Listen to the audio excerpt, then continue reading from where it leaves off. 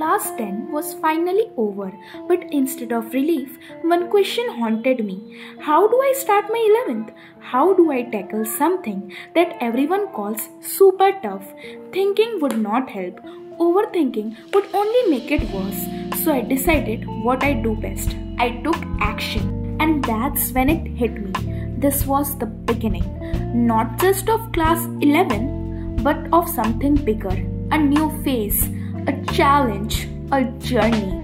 I was not just stepping into a new grade, I was stepping into a battlefield where only discipline and determination would help me win. Class 11th isn't easy, but neither am I someone who backs down. So here I am ready to give my best, and if you are on this journey too, let's make it count. One thing that I realized was that Class 11th was not just another academic year, it was the test of consistency, patience and strategy, and our beloved Shobit Bhaiya had the correct blueprint to crack it.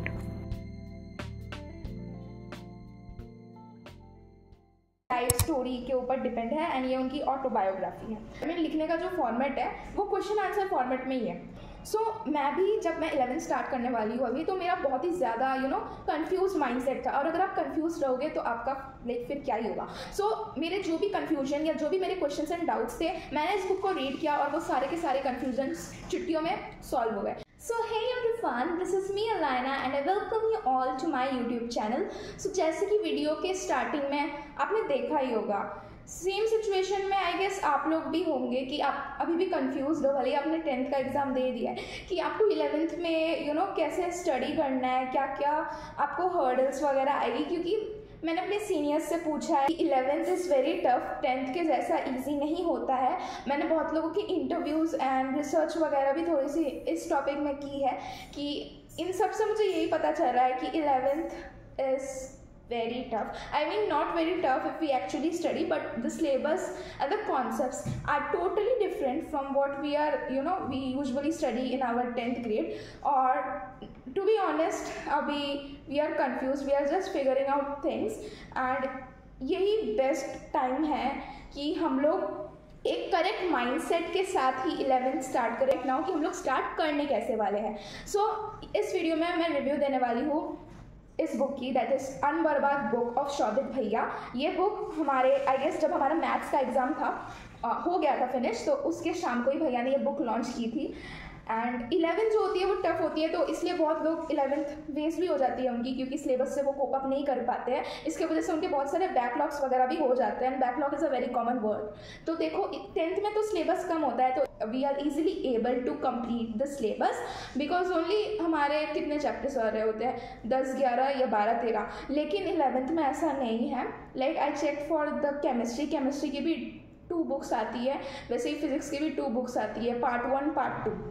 तो syllabus जो है और जो concepts है वो बहुत ही ज़्यादा deep और वास्ट होते हैं, तो इसलिए करेक्ट माइंडसेट होना बहुत ही ज़्यादा एसेंशियल है in order to ace our class 11th। और इसी माइंडसेट के लिए भैया ने ये बुक हमारे लिए लिखी है। देखो, ताकि हम लोग मिस्टेक्स ना करें, और मिस्टेक से ही लोग सीखते हैं, तो इसलिए भैया ने आगे ही अपने जो भी मिस्टेक्स उन्होंने अपने स्कूल लाइफ में की थी जब वो 11th में थे, इस बुक में उनको समराइज कर लिख दिया है। इसमें बहुत ही सारे लाइफ लेसन्स भी है, इवन द इंसिडेंट्स जो कि उन्होंने फेस किए जब वो अब कोटा में पढ़ रहे थे and he was preparing for the JEE exam. इसमें स्टार्टिंग फ्रॉम दैट डे जब उन्होंने एनरोल किया था एंड तक उनकी पूरी जर्नी में जितने ऑब्स्टेकल्स आए, जितने प्रॉब्लम्स आए, उनको अच्छे से मेंशन किया है। एंड साथ ही साथ हमको हमारे जो प्रॉब्लम्स हम लोग we are going to face in the future when we will be studying 11th, उनको भी अच्छे डिटेल्ड फॉर्म में लिखा गिवन है इस बुक में। हमको लाइफ लेसन्स के बारे में भी पता चलता है and reality of life also. जितने भी हमारे कॉमन जो क्वेश्चंस होते हैं उनका सभी निचोड़ इस बुक में भैया ने लिख कर दिया है।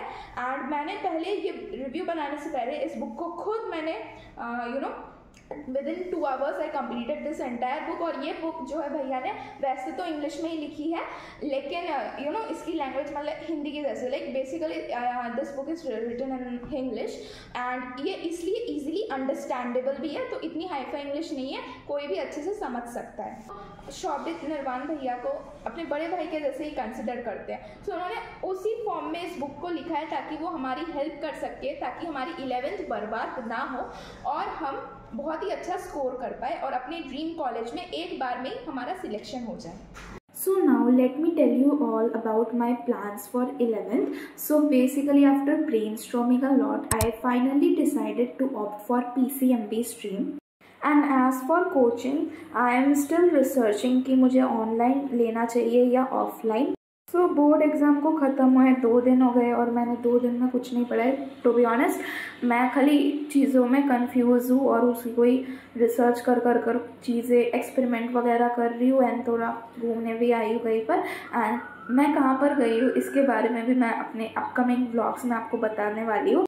और कल से मैंने थोड़ा सा बेसिक मैथ्स जो फिज़िक्स स्टार्ट करने से पहले यूज़ होती है उसका ही एक ऑनलाइन एक लेक्चर पढ़ा हुआ था यूट्यूब में, उसको ही देखा था और ज़्यादा कुछ क्वेश्चन प्रैक्टिस भी नहीं की थी। सो इसी के साथ इस वीडियो को एंड करते हैं। बाय।